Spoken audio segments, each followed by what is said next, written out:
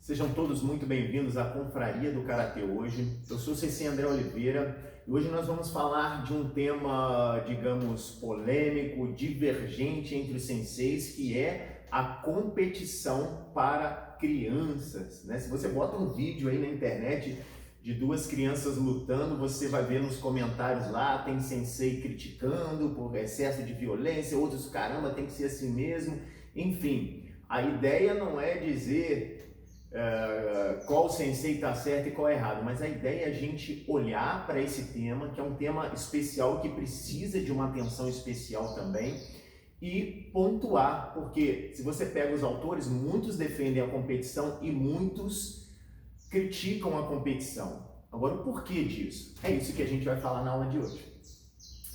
O grande problema, pessoal, da competição é que quando ela se torna o foco principal do seu treinamento, ou seja, eu sou o sensei e você vai treinar comigo para ser um campeão na infância. Isso pode gerar aquilo que nós chamamos de especialização precoce. E como o nome diz, especialização precoce é algo que você vai fazer antes da hora, antes do tempo correto, antes da criança estar madura para absorver aquela pressão psicológica, aquela pressão física. Isso pode trazer, sim, vários prejuízos no processo de desenvolvimento infantil, porque a gente não pode forçar a pessoa a ser aquilo que ela ainda não é. Isso pode gerar prejuízos não somente no âmbito físico, mas no psicológico também. Quando se trata a competição, quando o objetivo do sensei é formar um campeão na infância, a mentalidade do sensei, toda a estrutura que envolve as suas aulas, a comunicação com os pais, vai ser voltado para isso. Isso numa escala ali de maior intensidade pode sim trazer prejuízos, e um outro grande prejuízo é promover uma desistência precoce também, porque se a criança não suporta aquela pressão psicológica, isso sim pode ser um prejuízo. Mas aí vamos falar aqui, né, dos contras em relação à competição. O contra em relação à competição, ele de fato acontece quando a competição é o alvo principal na infância, não é utilizada como uma ferramenta para o desenvolvimento. Ela é o foco principal. Por exemplo, quando o foco principal é o desenvolvimento do karatê como um todo, a competição ela passa a ter o lugar dela bom, que é um lugar de uma ferramenta para ajudar a desenvolver as crianças. Isso a gente vai falar daqui a pouco. E esses prejuízos no âmbito físico é quando a gente trata a competição, não vai ser campeão, enfim, o sensei corre um risco de trabalhar em um volume e uma intensidade alta para as crianças, tendo em vista que a fisiologia da criança, a resposta fisiológica dela em relação aos estímulos de alta intensidade é diferente do adulto. E isso pode trazer aí um risco maior de lesão, a questão do contato físico também, a forma como você expõe a criança ao contato físico pode gerar algum trauma, não que não tenha que ter, mas como é um processo, a criança está numa iniciação esportiva e a gente precisa tomar alguns cuidados neste processo inicial. Um grande prejuízo também no âmbito físico é que quando a gente treina somente para competição, é muito assim, treino unilateral, treina muito mais um lado do que o outro. Isso pode gerar alguns prejuízos a níveis posturais, porque vai promover mais encurtamento, um desequilíbrio muscular que futuramente pode gerar algum prejuízo até mesmo na questão técnica e de lesões também, né? Algum problema postural, porque quando a nossa postura ela não está de forma adequada, existe uma sobrecarga maior nas articulações e vai gerar alguns prejuízos até mesmo no avanço técnico aí do karatê. Agora, um grande prejuízo na parte física, no que se trata em relação às crianças, é exatamente que como você está correndo um risco e está promovendo ali uma especialização precoce, e o sensei acaba querendo que o aluno dele seja um campeão, ele vai fazer com que aquela criança se especialize em 3, 4 golpes ali, para que ele consiga um resultado naquela competição, vai se especializar em 1, 2, 3 katas, enfim. E isso faz com que não se construa uma base sólida. Lembrando que a criança está num processo de desenvolvimento motor e cognitivo. Se a gente começa a dar muita atenção à especialização e não constrói uma base sólida, você acaba pulando etapas e fazendo com que a criança não desenvolva ali um vasto engrama motor, né?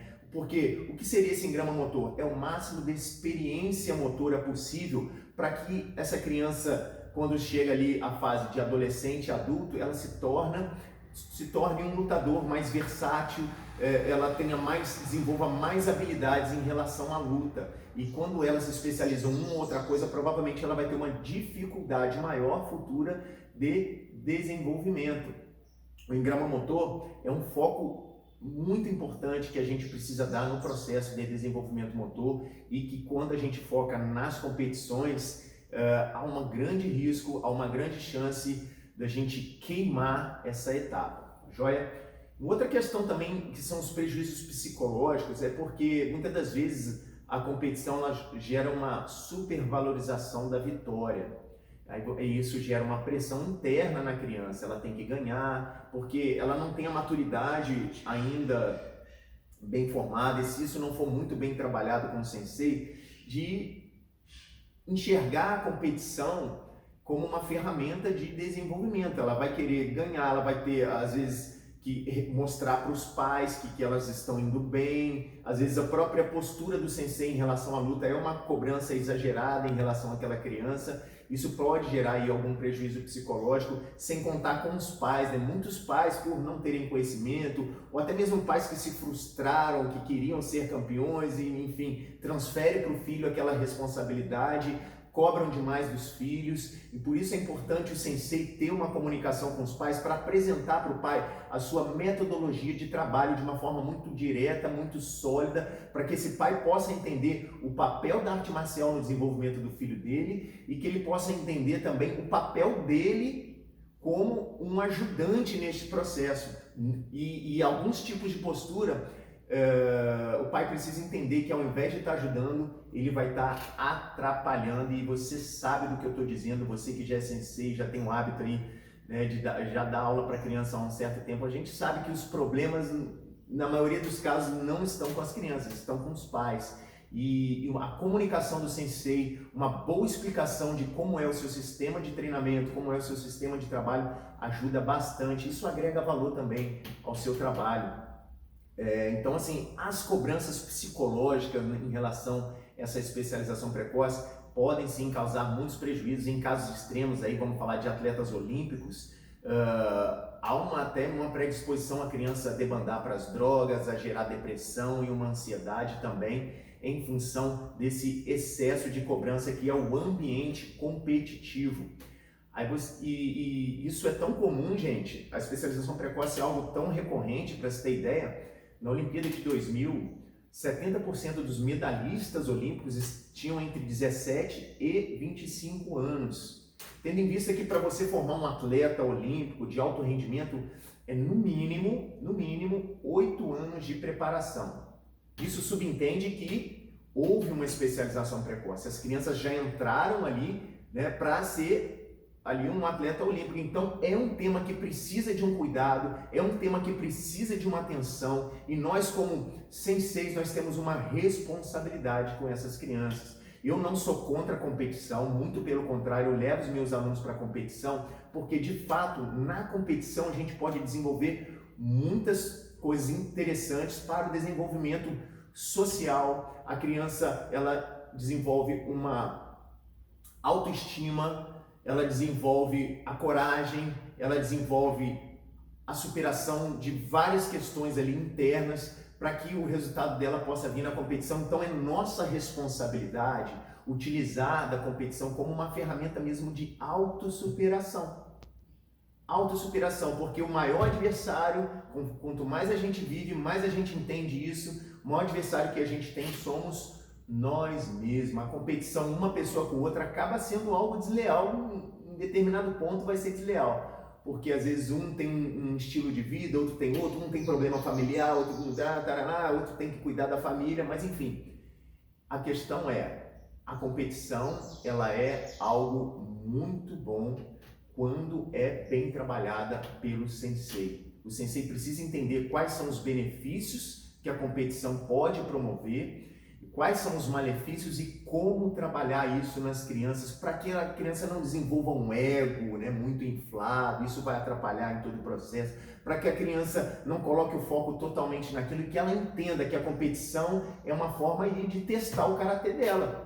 E não ficar preso nos resultados, porque a supervalorização da derrota e a supervalorização da vitória e a superdesvalorização da derrota podem ser problemas sérios para traumatizar as crianças. E a gente precisa, né, na nossa aula, entendendo que o karatê é uma luta de contato. A gente precisa entender isso, a gente não pode perder esse foco. Mas quando a gente vai para a criança, a gente precisa construir um caminho para que a criança desenvolva uma maturidade para poder ter esse tipo de contato. Eu vejo as crianças lá no Japão lutando, né? Pô, soco no rosto, não tem problema nenhum se a criança está preparada para aquilo. Não só fisicamente, mas psicológica também.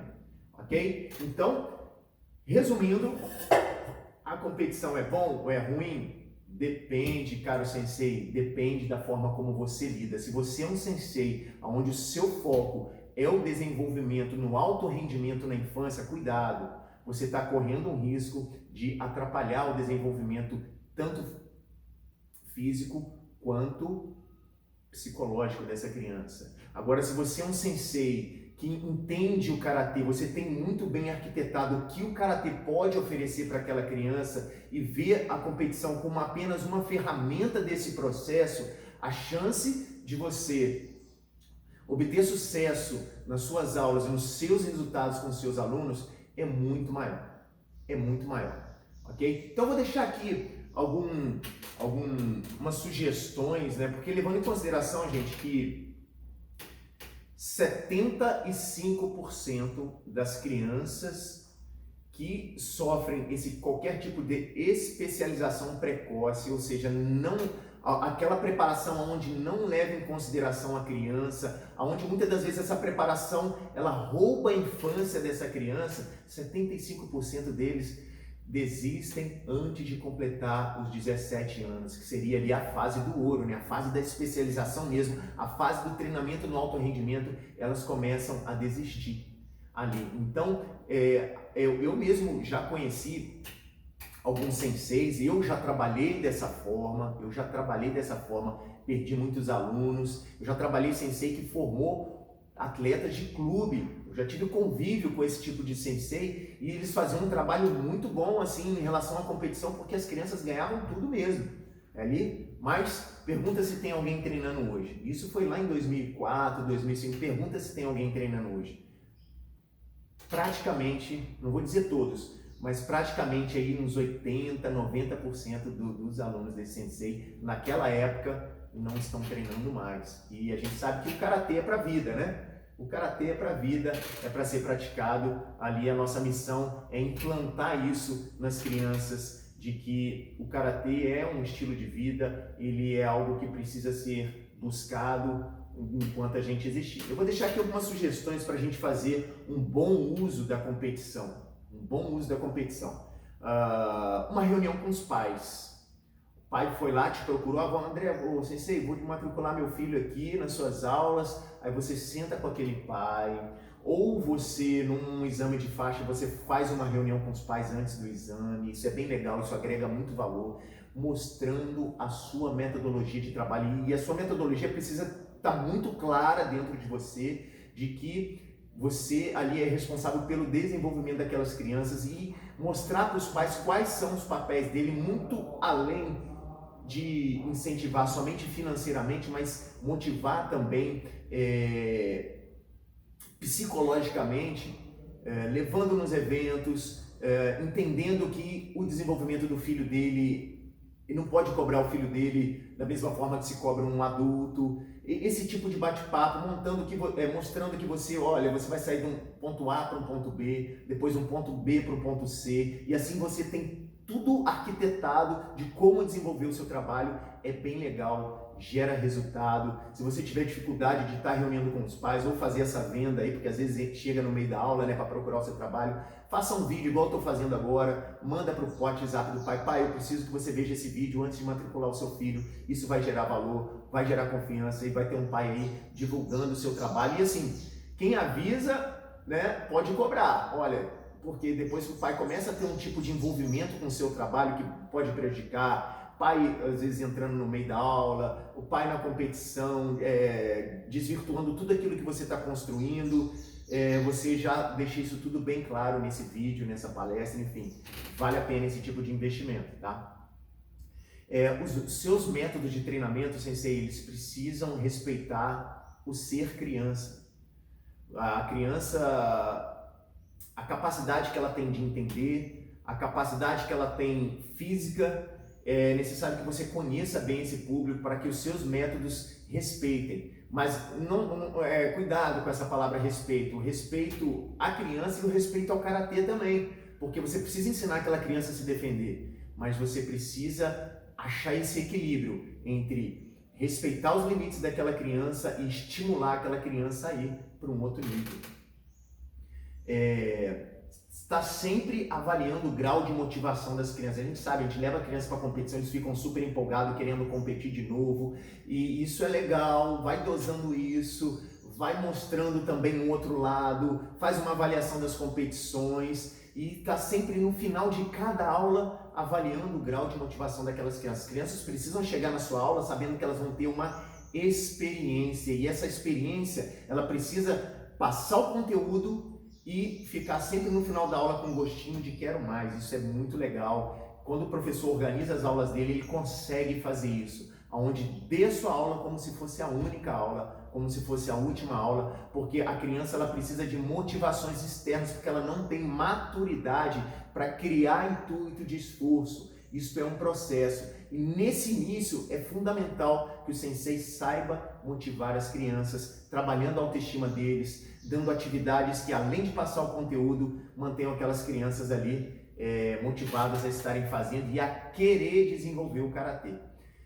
E a última dica, que é um resumo de tudo que eu fiz, é faça bom uso da competição. Entenda de fato o que o karatê pode oferecer, entenda de fato os prejuízos que a competição pode causar se ela não for bem trabalhada e os benefícios que ela pode causar, e adapte ao seu estilo, adapte à sua personalidade. Eu quero deixar uma frase que resume tudo que eu falei aqui, que é: lute para desenvolver o karatê e desenvolva o karatê para lutar. E sucesso, sensei! Os